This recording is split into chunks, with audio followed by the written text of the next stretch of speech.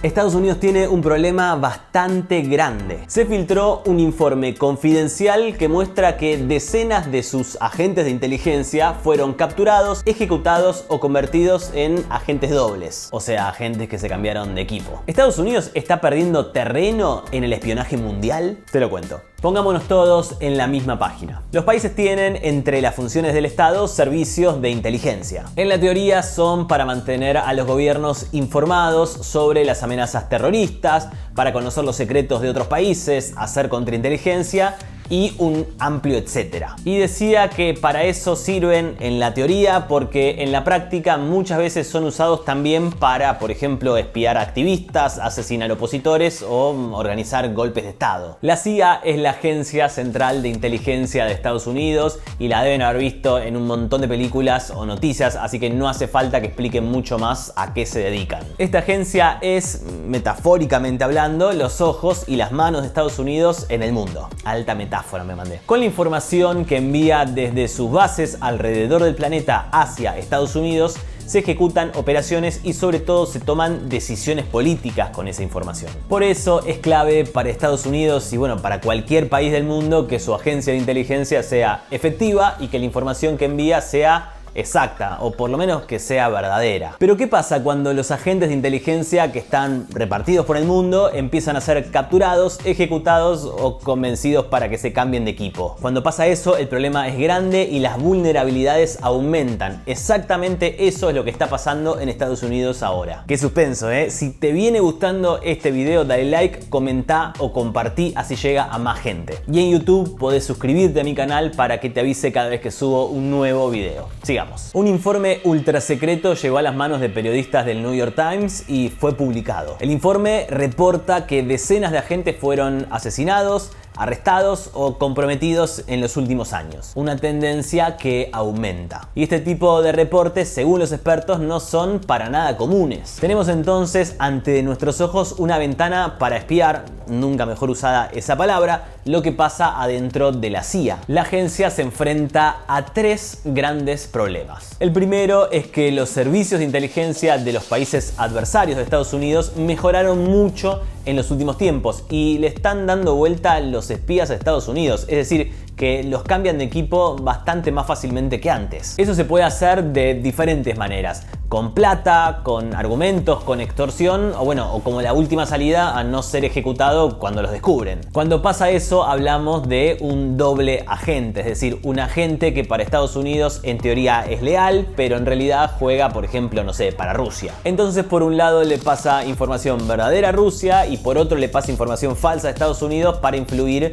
en sus decisiones. El informe revela además un segundo problema muy grande: la estructura de la CIA y cómo funciona el sistema de ascensos en términos generales. La forma de conseguir un ascenso en la agencia de inteligencia de Estados Unidos, anoten por si un día les pasa, es reclutando nuevos informantes. Entonces cuanto más informantes logra reclutar un agente, mejor considerado va a estar en su trabajo. Todo esto lo dice el informe, pero eso pone el foco en la cantidad más que en la calidad de esos nuevos informantes. Este mecanismo llevó a varios inconvenientes a gran escala, entre ellos la producción de información poco chequeada y el exceso de confianza en fuentes que realmente no merecían que se confiara tanto.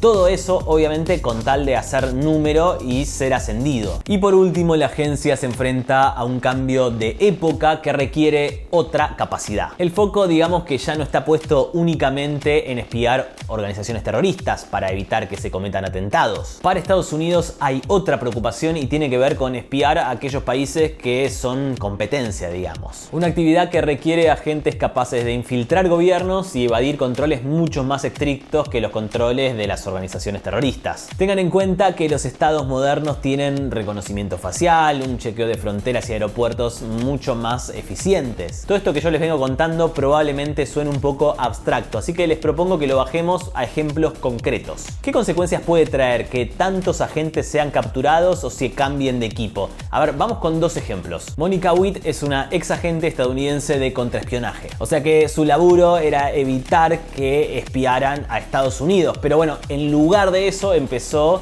a revelar secretos de defensa nacional al gobierno iraní, además de dar los nombres codificados de los agentes estadounidenses. Esto puso en peligro a sus ex compañeros que estaban en terreno, por ejemplo. Imagínense esto pasando a una escala masiva. Pero el caso de Afganistán es el más emblemático y tremendo de todos. Hamam al-Balawi's suicide attack killed 7 CIA operatives at an American outpost in Khost, Afghanistan on December 30th.